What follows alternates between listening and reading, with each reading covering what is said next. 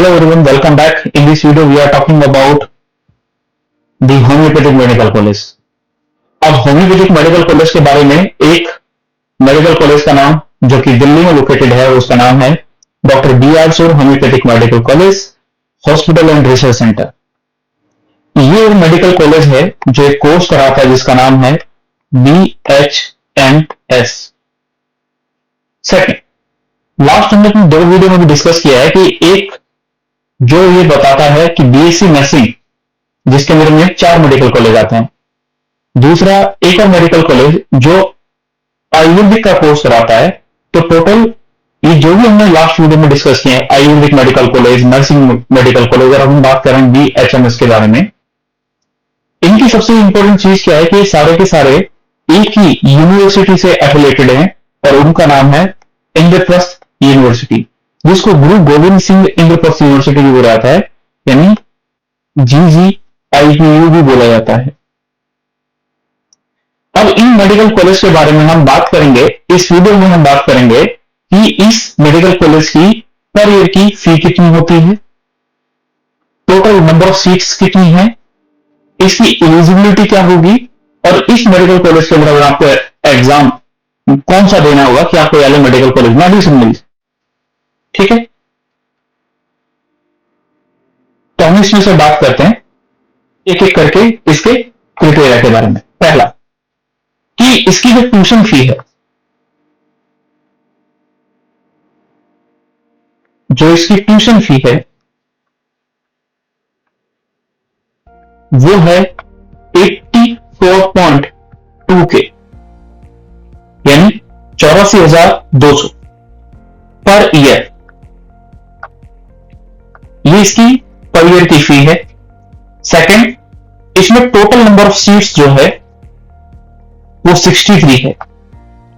अभी 63 को आप कैटेगरी वाइज डिवाइड कर सकते हो। 15 सीटें ऑल इंडिया कोटा की ही, बाकी फिर आपको पता होगा कि 49.5% जो है general category, 27.7% OBC, 15 something SC category and 7 is ST category. तो ऐसे करके आप इसमें डिवाइड करोगे तो वो आपके पास एक वैल्यू रहती है कि हमारी कितनी सीटें होंगी हर एक अलग अलग कैटेगरी वाइज। इसके लिए एलिजिबिलिटी की अगर हम बात करते हैं, तीसरा एलिजिबिलिटी, आप कब एलिजिबल हो इसके लिए। पहली चीज, आपके पास 12th में साइंस, मतलब 11th में साइंस स्ट्रीम होना चाहिए। अगर साइंस स्ट्रीम है तो बहुत अच्छी बात है। सेकंड, 12th के बाद जब 12th 10+2 यानी 12th में आपकी PCB में 50% मार्क्स होने चाहिए।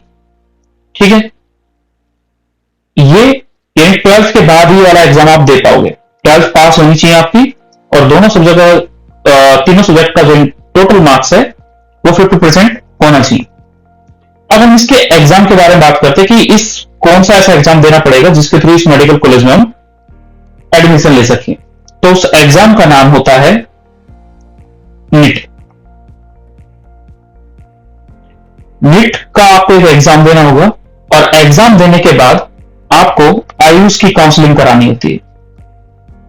इसमें आपका जो है S4 ये होम्योपैथिक होता है, आयुर्वेदा, योगा, यूनानी, सिद्धा और होम्योपैथी। तो ये जो 4 है, इसकी काउंसलिंग बेसिकली कराई जाती है AACCC के द्वारा। जब आप गूगल करोगे तो आयुष की काउंसलिंग जो होती है वो इसके द्वारा कराई जाती है। तो मैं आपको अभी सजेशन दे रहा हूं कि जब आपको इन 4-5 कोर्स में से किसी का भी अगर कोर्स करना है तो आपको AACCC गूगल करना होगा, तब जाके इस पे साइट पे काउंसलिंग शुरू होगी। लेकिन अभी स्टार्ट नहीं हुई है तो आप परेशान मत होना, वो चीज आपको अपडेट कर दिया जाएगा, तब इस पे काउंसलिंग शुरू कराई जाएगी। इस वीडियो में मैं आपसे डिस्कस करूंगा कि डॉक्टर बी आर सोर मेडिकल कॉलेज के बारे में, कि उसकी कट ऑफ कितनी गई थी होम्योपैथिक की सेकेंड राउंड में। अब सर सेकेंड राउंड की बात कर रहे हैं तो फर्स्ट राउंड कहां गया। एक्चुअली फर्स्ट राउंड जो था वो AACCC ने इस मेडिकल कॉलेज की, जो एपी यूनिवर्सिटी के मेडिकल कॉलेज आते हैं, या फिर दिल्ली यूनिवर्सिटी के जो मेडिकल कॉलेज आते हैं और पूरे ऑल ओवर इंडिया के जो मेडिकल कॉलेज है होम्योपैथिक के या आयुर्वेदिक के, उन सबों की फर्स्ट राउंड की काउंसलिंग CCC पे ही हुई थी।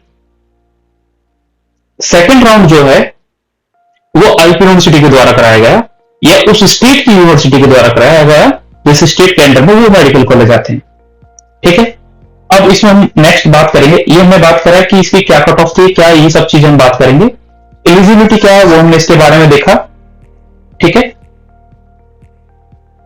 सेम वही चीज कि भाई इंस्टीट्यूट क्या है, कौन सा कोर्स कराता है, तो ये आपका bachelor of homeopathy medicine and surgery यानी BHMS का कोर्स कराता है और doctor BR Sood homeopathic medical college and hospital है और लोकेशन लिखा है कि कहां पर है। ये इंस्टीट्यूट है, ये BHMS कराता है, BHMS bachelor of homeopathy medicine and surgery. And last जिसके बारे में डिस्कस करें कि इस मेडिकल कॉलेज की क्या कट ऑफ रही थी हर किसी की कैटेगरी वाइज। तो पहला हम बात कर रहे हैं दिल्ली की ओबीसी कैटेगरी के बारे में। पहली ओबीसी कैटेगरी, अगर दिल्ली के ओबीसी कैटेगरी के बारे में अगर हम बात कर रहे हैं तो मिनिमम रैंक क्या थी, 2,67,412 और मैक्सिमम कितनी की है, 7,38,486। आप सभी देखना जब फर्स्ट राउंड की हुआ था, मुझे जैसा याद है कि लास्ट ईयर की मैं काउंसलिंग कराया था इस टाइम पे, तो उस काउंसलिंग के दौरान मैंने ये देखा कि फर्स्ट राउंड में कट ऑफ बहुत लो गई थी, मतलब बच्चों को एडमिशन नहीं मिला। लगा था कि बच्चों को लाखों पार जाएगी और बच्चों को एडमिशन मिलेगा फर्स्ट राउंड में। हाँ, BHMS की लाखों पार गई थी बट आयुर्वेदिक की नहीं गई थी। आयुर्वेदिक के अप्रोक्सीमेट 60,000 पर हो गई थी और सारे बच्चे चौके की ये क्या हो गया, जबकि फर्स्ट राउंड में ही क्या ज्यादा जाती। अब ओबीसी कैटेगरी में 7,38,000 पे गई है, ये ध्यान रखना है। अब हम बात करते हैं दिल्ली के EWS कैटेगरी। EWS कैटेगरी, अगर दिल्ली का EWS कैटेगरी का अगर बच्चा है तो उसकी 2,19,173 से लेके 4,25,330 ये उसकी रैंक रही है। यानी इतनी रैंक तक वाले बच्चों को मेडिकल कॉलेज मिल जाएगा। देखो हम क्या है ना, हम रैंक के बेसिस पे डिसाइड करते हैं कि आपको कॉलेज मिलेगा नहीं मिलेगा। आप मार्क्स के बेसिस पे डिसाइड मत करना, वैसे मार्क्स आएंगे तो ही रैंक बनेगी ना, बट रैंक ही बताती है कि आपको कॉलेज कौन सा मिलेगा, कौन सा अच्छा वाला कॉलेज मिलेगा। तो एक प्रायोरिटी करते हैं या काउंसलिंग कराते हैं तो उसके लिए काउंसलर की नीड इसलिए ही पड़ती है क्योंकि उसकी नॉलेज आपको नहीं होती, वो काउंसलर को होती है। ठीक है, तीसरा हम बात कर रहे हैं दिल्ली के जनरल कैटेगरी के बारे में। मिनिमम रैंक 46,223, 2,17,806 ये लास्ट जनरल कैटेगरी के बच्चे को मिला। अब हम बात कर रहे हैं कि दिल्ली का जो जनरल फिजिकल हैंडीकैप है, यानी दिल्ली का फिजिकली हैंडीकैप बच्चा है और वो दिल्ली कैटेगरी का है, उसकी एक सीट है और एक सीट के रैंक देखो आप 10,77,745। अब जिसके मार्क्स उन बच्चों में भी अच्छे होंगे उसी को मिलेगा, आप समझ सकते हैं इसको। लास्ट हम यहाँ पे बात करते हैं, सेकंड लास्ट बात करते हैं दिल्ली के SC कैटेगरी के बच्चे के बारे में। उसकी मिनिमम रैंक जो है वो 2,51,000 पे गई थी और मैक्सिमम कितनी गई थी, 5,28,000। वहीं पे ST कैटेगरी, ये सारे दिल्ली की कैटेगरी के काउंसलिंग, क्योंकि आईपी यूनिवर्सिटी जो है it is an under of, मतलब ये दिल्ली गवर्नमेंट के अंडर में आता है, लेकिन इसके कुछ मेडिकल कॉलेज हैं जो सेंट्रल गवर्नमेंट के अंडर में आते हैं। एसटी कैटेगरी में रैंक कहां तक है, 4,32,185, 6,74,800, यानी इतनी रैंक तक के बच्चे को ये मेडिकल कॉलेज मिला है। तो हम इसमें क्या देखेंगे कि हमारी रैंक देखनी है कि मेरी रैंक कितनी है। ये उस रैंक के बेसिस पर अगर मैं देखूं, जैसे मैंने एसटी कैटेगरी का अगर एक बच्चे का देखूं तो मैंने बोल दिया कि किसी बच्चे की 5 लाख रैंक आई,